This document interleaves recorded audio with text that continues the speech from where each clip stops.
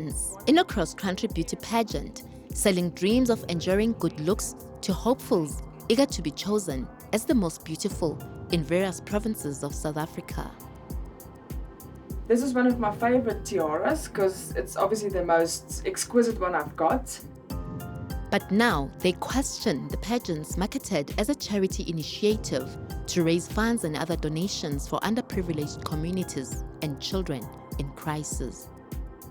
I feel cheated for the thousands of children and families out there that have been promised via role models, for a better future. Every single thing you do is about the money. I told my mother in the beginning, something is not right. Affected parties speak out amidst alleged intimidation after questioning whether the foundation is a facade using unsuspecting contestants to raise funds under false pretenses. In this episode, we investigate the activities of the Role Models Foundation and the alleged exploitation of people in this highly unregulated industry.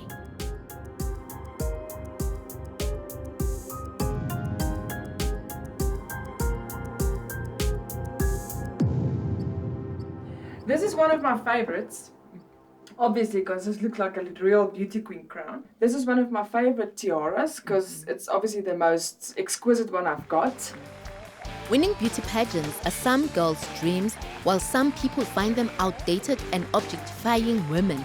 Others find them as a platform to empower young girls and women and a chance to contribute positively to society. That's the whole idea, is to give back to somebody else and to make a difference in other people's lives at the end of the day.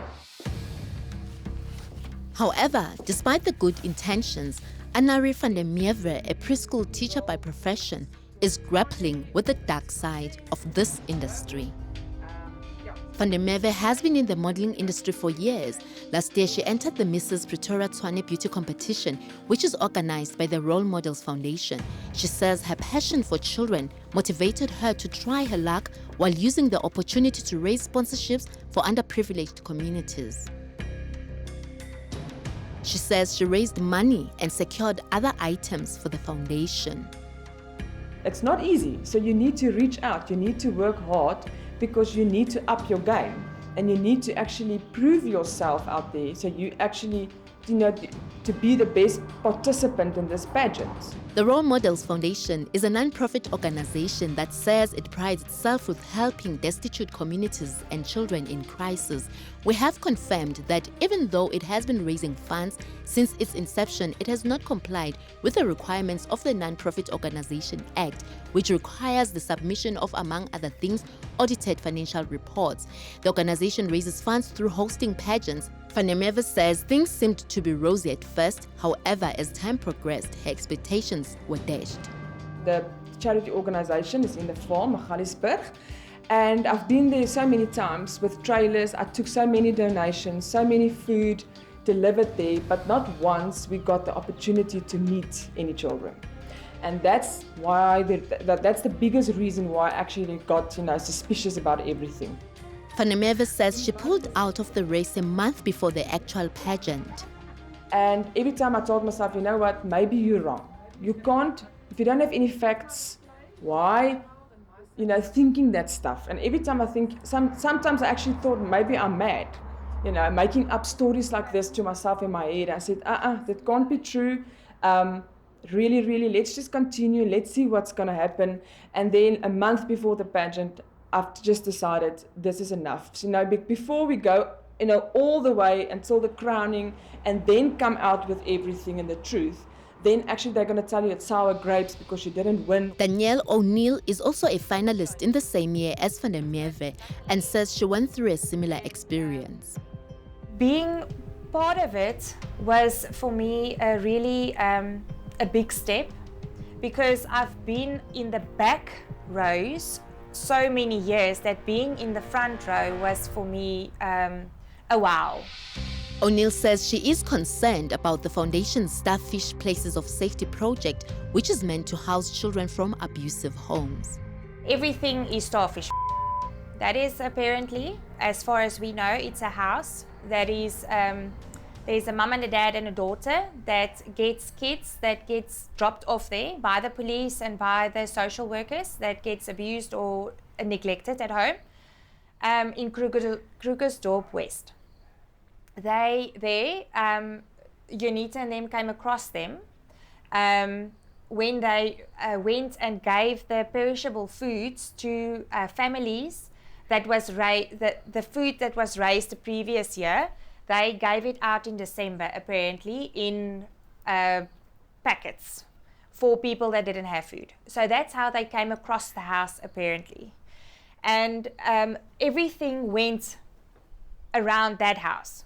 That was the house we rose money for, we gave food for, we clothes and everything. Once we did go and drive through to Magaliesburg, where Unita and them have a farm that was also donated to them, where they are busy refurbishing a house on the farm for the kids. But this has been going on for forever because it never gets done. Mrs. Johannesburg 2020 says they have been raising donations for the Starfish Places of Safety project from 2020, but the foundation insists that the project only began a year later. Questions were asked about, where did they hand out the monies? Because I myself know of a certain title holder that made 50,000 cash. She brought in 50,000 rand cash. Nothing was ever brought to say, listen, this is what we bought, this is what we, paid over to which beneficiary. In its defense, the foundation says it has delivered to the intended beneficiaries and only the non-perishable items are at the farm for later use after all regulatory processes are finalized. But the contestants dispute this, saying most donations are stored at the foundation founder's home without being given to beneficiaries. When I went there the last time, I think it was the end of October, with the trailer and with so many stuff again for the third time, we couldn't even walk into the storeroom because it was packed up until the roof. And then I actually realized, but you know what, all these contributions and donations actually never get anywhere. They leave it in there for so many years. Why should it lie in a room and be told when somebody asks, when are you giving it out? They say, we will organize with you to come and sort it out. Why should I sort it out? I've taken the time to donate it. Why can't we sort it out when we bring it and the kids being there say, let's have it every month, for that matter. We decided to visit the farm seen in this drone footage from the foundation's Facebook page to verify the information that we have been given.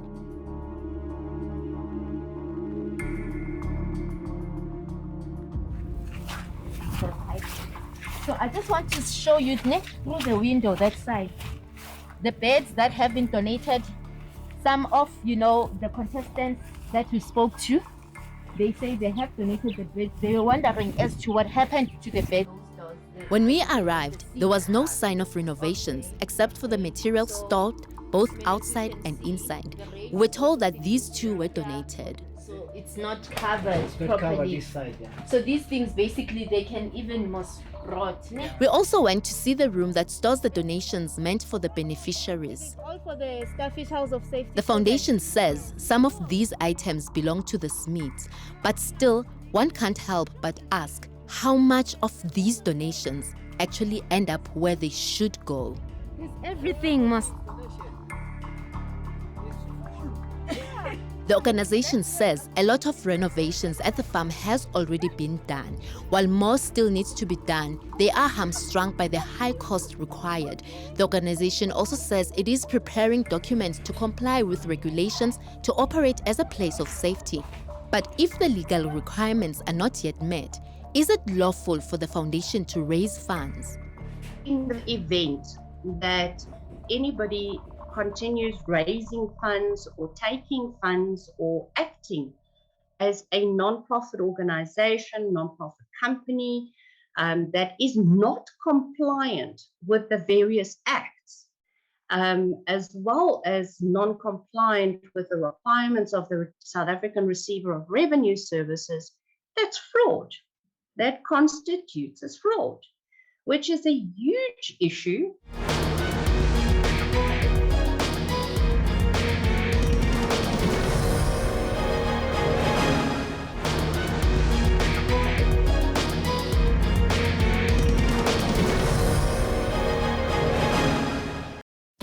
Thousands of rand and other donations are reported to have been raised through beauty pageants hosted by the Role Models Foundation, but observers say the foundation's operations raise more questions than answers.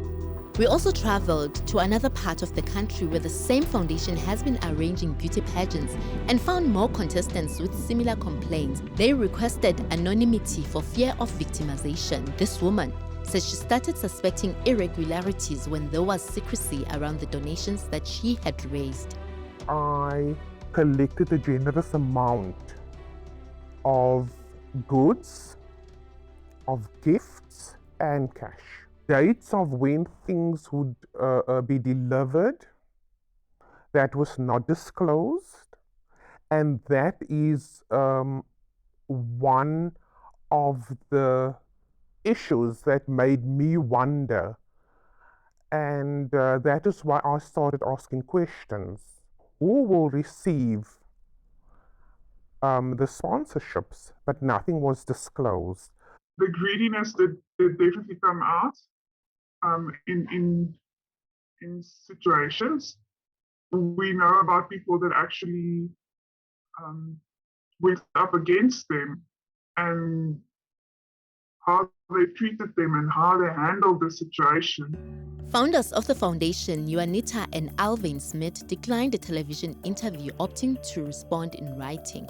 They deny the allegations of irregular behavior, saying there are people who want to destroy their reputations due to their previous disagreements. They also deny allegations of intimidation against complainants, although some of our sources, like this former 2013 Mrs. Cape Town beauty pageant runner-up, confirmed having suffered intimidation involving court processes. The foundation is also accused of attempting to use the registration status of a registered foster parent to legitimize its Starfish House of Safety operations in Magaliesburg. We met Mona Lessing and her daughter, who take care of children in crisis. We do it for 8 years, what we look after children. So the children come and go. It depends, like the court and whatever. And we do it from our heart. We didn't know there's so much still on the outside that's so vulnerable. And then when we started, we see all this, the girls, the boys, they're broken. And then I started to help my mother. Desperate to meet the children's needs with limited resources, Lessing says she thought that meeting Alvin Smith will bring the much-needed relief. Preacher told me about them. And then he come and fetch me, and he take me to Alvin's place, and we have a meeting. And then Alvin asked me if he can help me with the children, because he have a farm and he have a house and he have everything for me, and he can give me food, so he can do everything for me. In the beginning, they gave a lot of food, expired food, yes. And we are poor, so that we take it because we don't have anything. And when they started, now they're getting us in, they stopped it and they'll only bring little bit. They didn't bring so much anymore. They come to my house to bring me food, but it's no more than 300 or 400 rand if they bring things. It's not a lot, but everything was for me on that moment. I'm happy for everything I get. Have they ever given you money? Never. Only once. They gave me 200 rand for petrol, and they won the slip for the 200 rand. That's all money they gave me. The foundation says they only gave them an expired item on one occasion. They were informed about the matter, and they happily accepted the donation. Lessing says she withdrew from the verbal agreement with the foundation after Smith refused to give her a contract that explains the terms of their partnership. She says she was also concerned with attempts at controlling her operations. He told me, if my family or anyone give me money or anything, I mustn't take it because it's not mine. I must give it to him, and he will give it to me when he think I need it. He's not my boss. I'm sorry. So I taught everything for Unita. That's why I'm not going to move there. When I told her I'm not going to stay anymore there, then I asked her, Unita, you get a lot of things on my children's faces. I don't worry. I give you permission about it because we want to go to stay with you on that moment. But now we're not going to go. All what I ask, I get a house on a farm, I only need a stove because you get the stove for me and the children. So she told me, no, she's not going to give me the stove. I'm not going to get anything out of her. Why? Because I'm not anymore part of involved with Starfish. The Smith says the Lessings are not entitled to donations raised generally from the foundation and allege that they are the ones who refuse to sign a contract. Despite this, however, some title holders familiar with the Lessing story are demanding answers. I would just like to know what happened to all the funds. You do this for purpose. You do it for purpose to help people, and to know that it's not getting to the people that it should be getting to or that you were promoting. I mean, it's discouraging. You feel like a failure yourself. Because, I mean, you actually put your name, your title, your face on the line.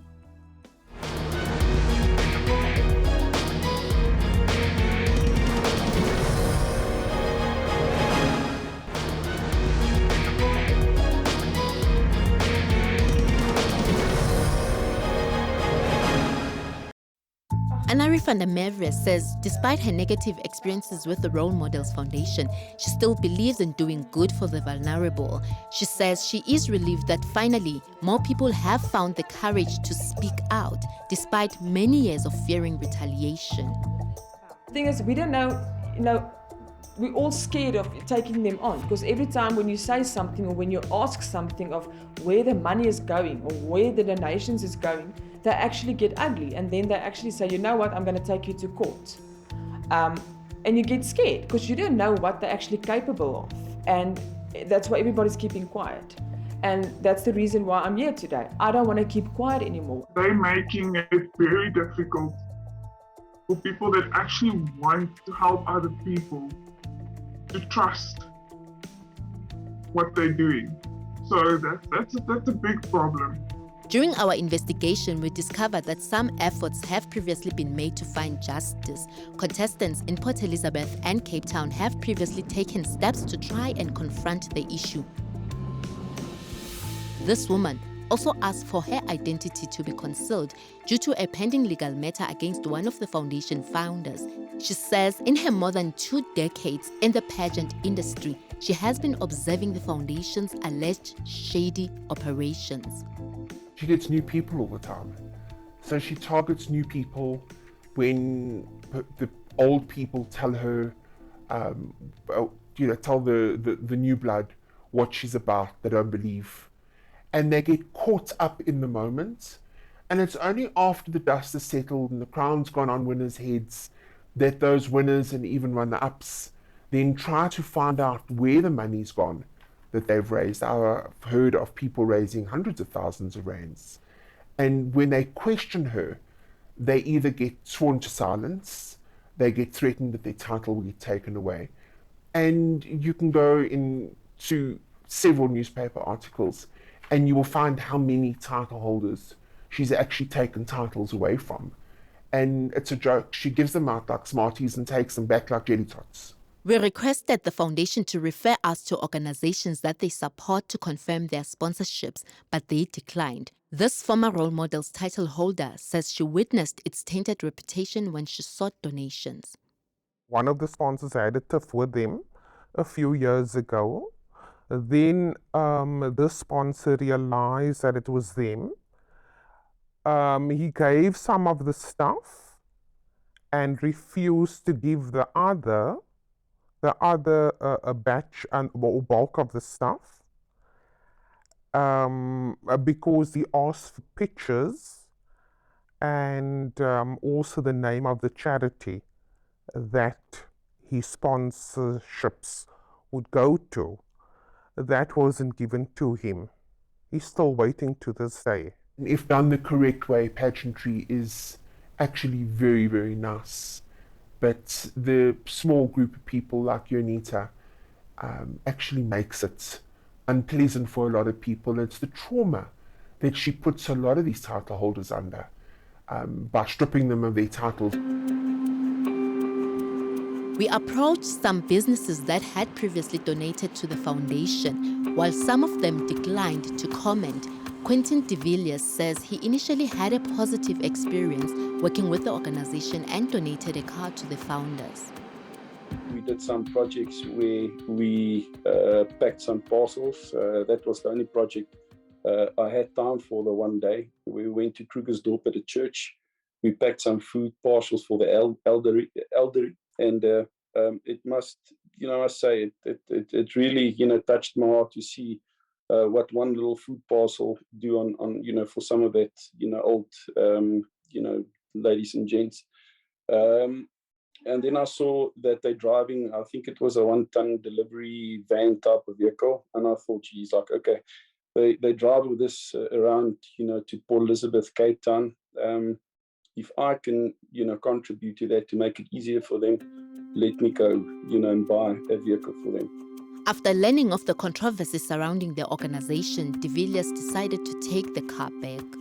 I got a call from Special Assignment. There's rumors that there's things not in place with you guys, and it's been going on not just in the last year where I sponsored, money and resources, but apparently going on for years.